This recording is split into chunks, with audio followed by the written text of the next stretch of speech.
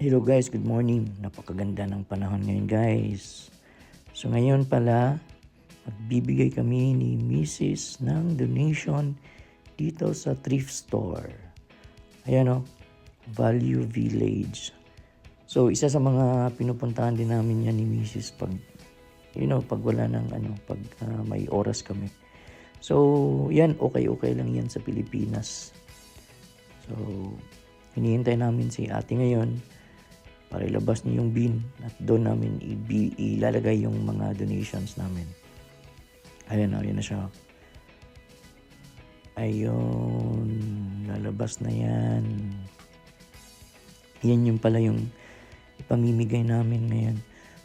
So, dito naman, magbibigay yan sila ng coupon after mo mag-donate. So, yan o, 20% discount pag babalik ka dyan. So, kami din, bumili na rin kami ng tsinelas ni Alexander yan. So, yan, ang ganda pa. So, yun lang. Thank you for watching.